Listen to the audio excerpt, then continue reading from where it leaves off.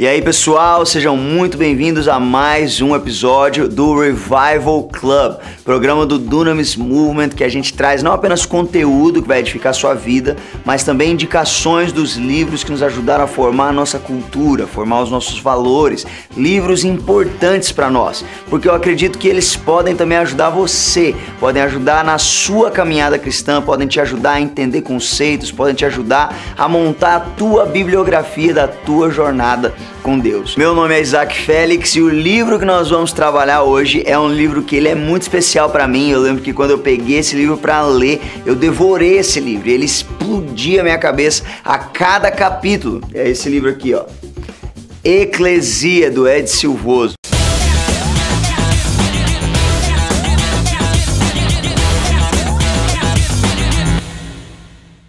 Ed Silvoso, um grande homem de Deus, lá da Argentina, cheio do fogo do Espírito, mas nesse livro aqui ele traz uma perspectiva muitas vezes desconhecida sobre o que é de fato a eclesia, né? A eclesia, que é uma das palavras usadas para se referir à igreja, né? A palavra usada na primeira menção da igreja na Bíblia. A primeira menção da igreja na Bíblia, você provavelmente sabe disso, é em Mateus capítulo 16. Você se lembra dessa narrativa de que Jesus ele pergunta aos seus discípulos: quem é que as pessoas, as multidões dizem que eu sou? Então eles falam, alguns dizem que tu és Elias, outros dizem que és Jeremias, outros dizem que és João Batista ou um dos profetas. Então Jesus ele pergunta para os seus discípulos: quem vocês dizem que eu sou? Então Pedro ele se levanta e diz: tu és o Cristo, o Filho de Deus vivo. E Jesus, ele não apenas reafirma que Pedro acerta, né? Ele fala: bem-aventurado és tu, Simão Barjonas, pois não foi nem carne nem sangue que te revelou, mas o meu Pai que está nos céus. Ele diz: também te digo que tu és Pedro, e sobre esta pedra edificarei a minha igreja. Esse texto ele é fundamental no nosso entendimento da igreja, do corpo de Cristo. Agora, essa pedra que Jesus está falando aqui, que ele vai edificar a igreja dele sobre ela, obviamente não é Pedro, tá? Quando a palavra original, quando ele fala que também digo que tu és Pedro, é Petros, que significa uma rocha firme, um rochedo, ao contrário de Simão, que significa caniço ou um graveto fácil de ser quebrado. Não é sobre Pedro que Deus vai edificar a igreja, afinal de contas Pedro já morreu há milhares de anos e a igreja continua crescendo, a igreja continua avançando, firme, edificada. Por quê? Porque ela é edificada na revelação que Pedro teve. Essa é a pedra onde a igreja é edificada, é a revelação de que Cristo é o Filho de Deus, de que Cristo era o Messias. Agora, ele diz: sobre esta pedra edificarei a minha igreja.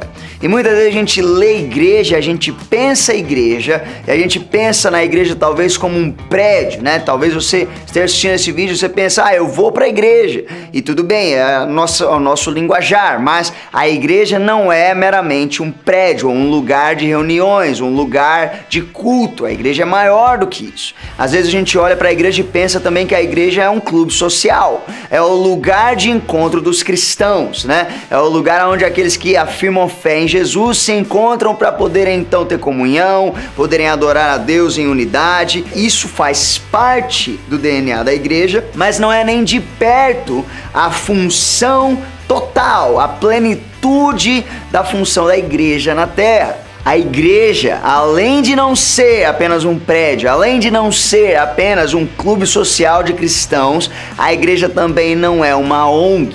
A igreja não é a ONG de Deus na terra, colocada aqui simplesmente para fazer obras sociais, para ajudar o perdido. Esse é o trabalho da igreja, isso faz parte da função da igreja, mas nenhuma dessas definições consegue abranger a totalidade do que é a igreja de Cristo. Por quê? Porque a palavra original que Cristo usa em Mateus 16 não é se referindo a um templo, não é se referindo a uma sinagoga, não é se referindo a nenhuma instituição religiosa da época. Quando Jesus ele fala: sobre esta pedra edificarei a minha igreja e as portas do inferno não poderão prevalecer contra ela, a palavra que ele usa é a palavra eclesia. A palavra igreja aqui é a palavra eclesia. Agora, eclesia não não era um termo que Jesus havia inventado. Eclesia já era um termo conhecido. Na verdade,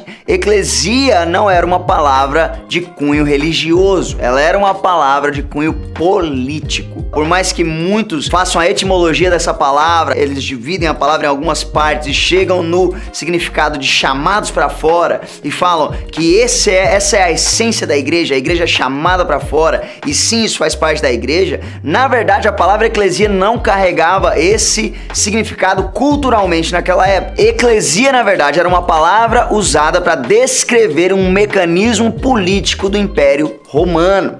O Império Romano naquela época, como você bem sabe, ele é um império expansionista, né? Então ele está sempre anexando novos territórios ao seu império. É um império que ele cresceu muito, fazendo guerra, conquistando novas áreas, né? Ele estava sempre se expandindo. Só que ao mesmo tempo que ele era um império expansionista, ele era um império que prezava pela sua cultura, a cultura romana. Se eles têm lá a cultura de Roma, mas eles anexam aqui uma nação aqui, um outro território aqui, um outro território aqui, e esses territórios começam a trazer suas próprias culturas, a cultura romana ela ia ser diluída ao ponto dela ser completamente perdida. Roma não queria isso, então eles desenvolveram um mecanismo chamado eclesia, para que quando eles anexassem novos territórios, eles não trouxessem também a cultura desses territórios. A eclesia, ela era um mecanismo de manutenção e expansão cultural de Roma. Então, toda vez que Roma anexava um novo território, eles enviavam para aquele território uma assembleia. Se você for pesquisar, esse realmente é o verdadeiro significado da palavra eclesia, é uma assembleia de representantes do império. Eles iam para lá para garantir que esse território novo, ele teria a arquitetura romana, falaria a língua romana, que as pessoas se vestiriam como os romanos, que tudo que eles faziam, que eles adotariam a cultura de Roma. E na verdade, essas pessoas que elas representavam o imperador nessa assembleia, nessa eclesia, sabe qual era o nome delas?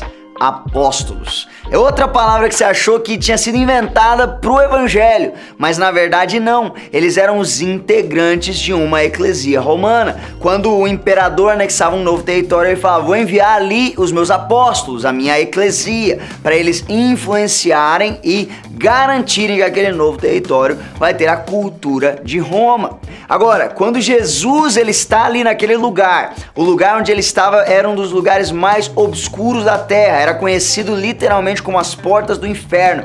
E Jesus ele está lá de pé e ele fala: quem é que vocês dizem que eu sou? E eles falam: tu és o Cristo, Filho do Deus vivo. Ele fala: sobre esta revelação eu construirei a minha eclesia. E quando ele fala eclesia, todo mundo ali, todos os seus discípulos entendem exatamente o que ele quis dizer. Ele não se referiu a uma sinagoga, ele não se referiu a um templo, ele não se referiu a uma ONG, ele não se referiu a um clube social, ele se referiu a uma agência de transformação. Uma agência de transformação que carrega a cultura do reino ao qual ela serve. Isso é a eclesia, e ele está falando: César pode ter a eclesia dele, mas eu vou ter a minha eclesia, a igreja, a eclesia de Cristo. O que isso nos diz sobre a função do corpo, sobre a função da igreja? A igreja não é um lugar que você vai só para aceitar Jesus e sentar domingo após domingo até Jesus voltar. Não, a igreja está na terra. A igreja foi instituída por Jesus para a transformação. A igreja é um agente de transformação cultural. Ela é a embaixada. É como se ela fosse a autorizada do reino de Deus. Ela é quem sabe. Assim como a eclesia romana era aqueles que carregavam a cultura romana, a eclesia do reino de Deus são aqueles que carregam a cultura do reino de Deus. Então somos nós que temos que ensinar ao resto do mundo, ao resto desse território onde nós estamos, quais são os valores da cultura do reino de Deus. Essa é a função da igreja, essa é a função da eclesia. E o que é interessante quando ele fala sobre a eclesia pela primeira vez em toda a Bíblia é que ele já segue falando: as portas do inferno não prevalecerão contra ela. Ou seja, a igreja não é um lugar onde nós entramos para ficarmos protegidos do mundo lá fora, ficarmos protegidos do mundo sujo, impuro, corrompido pelo pecado. Não, a igreja está na ofensiva. A igreja, ela sai das quatro paredes do templo, da sinagoga, e ela é eclesia de fato, influenciando as estruturas da sociedade. Por isso, Jesus não escolhe um termo religioso. Se Jesus quisesse que a igreja fosse meramente um prédio, meramente um lugar de encontro e meramente uma instituição social, haviam termos daquela época que ele poderia ter usado. Ele usa um termo secular porque ele quer que a igreja também tenha, não é exclusivamente, mas também tenha um papel secular, um papel de influenciar o mundo que está fora das quatro paredes da igreja. E onde que isso fica claro para mim e para você? Que se você não sabe, você faz parte disso, você faz parte da eclesia, você é um representante do reino de Deus. Agora, essa missão, ela fica clara para nós na grande comissão. Quando nós lemos Marcos 16, nós lemos: ide e pregai o evangelho a toda criatura. E quando você lê Mateus 28, ele diz: ide e discipulai, fazer discípulos de todas as nações. Discipular as nações. O que ele está falando? Ele não está falando de uma igreja que fica dentro das quatro paredes. Ele está falando de uma igreja que sai, de uma igreja que está na ofensiva, de uma igreja que está ganhando o perdido. Em Marcos 16 fala sobre isso, ganhando o perdido, trazendo ele para dentro do reino de Deus. Tá entendendo o que eu estou falando? E com Mateus 28 ele fala sobre uma transformação cultural, ele está falando sobre discipulado, não apenas de indivíduos, mas também de nações, de cultura, que era a função original da eclesia. Era isso que o termo significava. Então nós, como igreja de Cristo, como noiva do Senhor, como corpo do nosso Salvador, qual é a nossa função? É sermos muito mais do que um prédio. Eu tô falando para você não ir para a igreja lá na rua tal, onde você vai todo domingo, de forma nenhuma. E Hebreus já fala que nós não devemos abandonar a comunhão dos santos. E lá ele usa uma palavra que se refere a um lugar físico. Mas a igreja é mais do que isso. A igreja não é só um prédio. A igreja não é o clube social de crentes. E a igreja não é só uma ONG. A igreja é a embaixada do reino na terra, para garantir que a oração de Cristo vai se cumprir.